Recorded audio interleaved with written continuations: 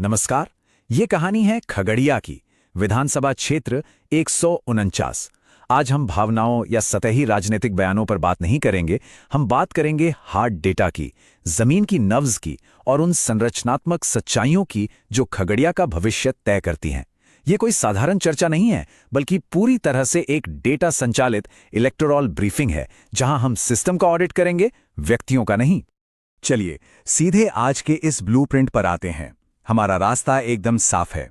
हम शुरू करेंगे पल्स ऑफ द सॉइल से, फिर 2025 के जनादेश को डिकोड करेंगे, चुनावी नतीजों की संरचना समझेंगे, उम्मीदवार के प्रोफाइल को ऑडिट करेंगे और अंत में देखेंगे हमारा चतुर्मुख रणनीतिक ब्लूप्रिंट।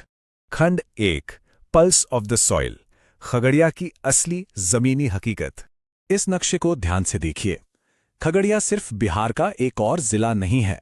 हर साल कोसी और गंगा नदियां यहां के लिए एक भयानक त्रासदी लेकर आती हैं। जब ये नदियां उफान पर होती हैं तो खेतों में खड़ी फसलें पूरी तरह तबाह हो जाती हैं। यह एक ऐसी पर्यावरणीय विभीषिका है जो किसानों को गहरे कर्ज के दलदल में धकेल देती है और मजबूरन लोगों को अपना घर-बार छोड़कर पलायन करना पड़ता है। तो यहाँ सबसे अहम बात यह है कि खगड़िया की लगभग 95%, जी हाँ 94.77% आबादी पूरी तरह से ग्रामीण है। इसका सीधा सा मतलब समझते हैं आप, पूरी की पूरी स्थानीय अर्थव्यवस्था एक बेहद अस्थिर कृषि व्यवस्था पर टिकी है। जब बाढ़ आती है तो सिर्फ खेत नहीं डूबते, लोगों की आजीविका डूब जाती है, क्योंकि यहाँ रोजगार का कोई दूसरा औद्योगिक विकल्प मौजूद ही नहीं है। और इसका असर कहाँ दिखता है?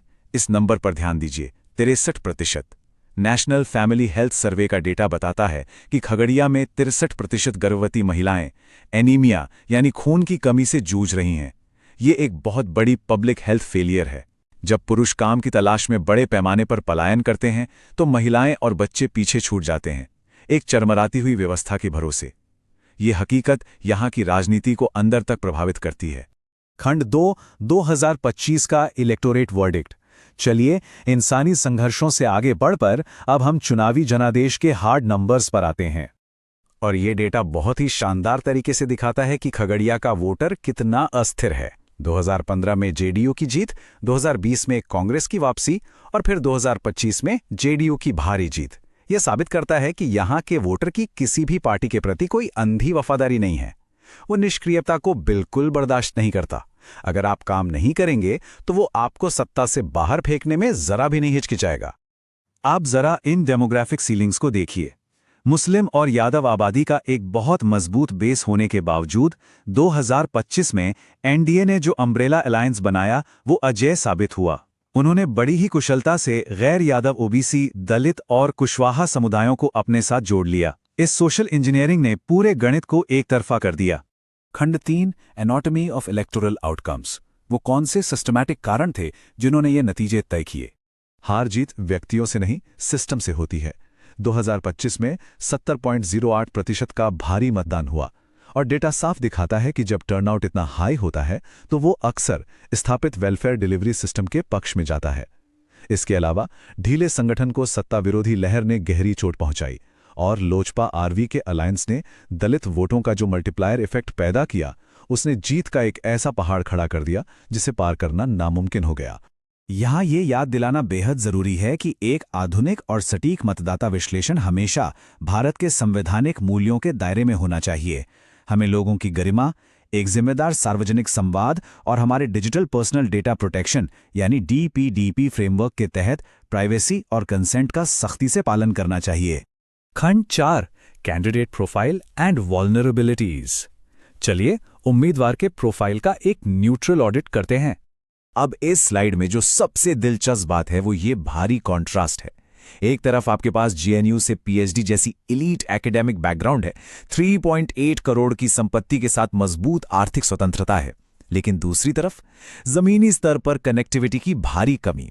ये कुलीन प्रोफाइल आम ग्रामीण वोटर और खासकर महिलाओं से वो सीधा देसी संवाद स्थापित करने में पूरी तरह फेल रहा। सिर्फ व्यक्तिगत कमियां ही नहीं, यहां ऑर्गेनाइजेशनल बॉटलनेक्स भी बहुत बड़े थे। आपके पास बेहतरीन डेमोग्राफिक इंटेलिजेंस थी, लेकिन चुनाव के वक्त बूथ कमेटियां पूरी तरह निष्क्रिय पड़ी थीं। इंटरनल गुटबाजी और सिर्फ चुनाव के समय एक्टिव होने वाली पुरानी रिएक्टिव सोच ने संगठन को पंगु बना दिया था। आप डेटा को वोट में तब तक कन्वर्ट नहीं कर सकते जब तक आपकी मशीनरी जमीन पर एक्टिव न हो। खंड 5 द चतुर्मुख स्ट्रैटेजिक ब्लूप्रिंट, भविष्य के लिए हमारी डेटा इंजीनियर्ड रणनीति। ये ब्लूप्रिंट 4 स्पष्ट चरणों में काम करता है। सबसे पहले फाउंडेशन बिल्डिंग, जहां आपको पन्ना प्रमुखों की टीमों को पूरी तरह रीस्ट्रक्चर करना होगा। इसके बाद नैरेटिव सेटिंग, फिर ग्राउंड मैट्रिक्स और आखिर में स्प्रिंट।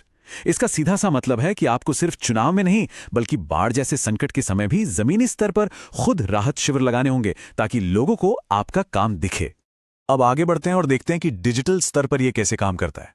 आपको साफ सुथरी किताबी हिंदी छोड़कर अंगिका और मैथिली जैसी ठेठ आक्रामक बोलियों में उतरना होगा।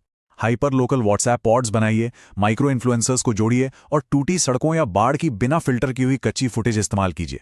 इसे हम डिजिटल ब्लिट्ज़क्रेग कहते हैं और आज के समय में यही काम करता है। और यहां हमें फिर से अपने इंडिया वैल्यूज एंकर को याद रखना है। कोई भी राजनीतिक रणनीति जनहित और एक जिम्मेदार संवाद पर ही टिकी होनी चाहिए।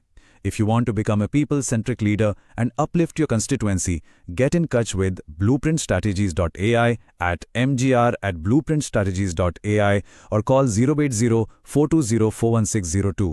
Purpose beyond politics.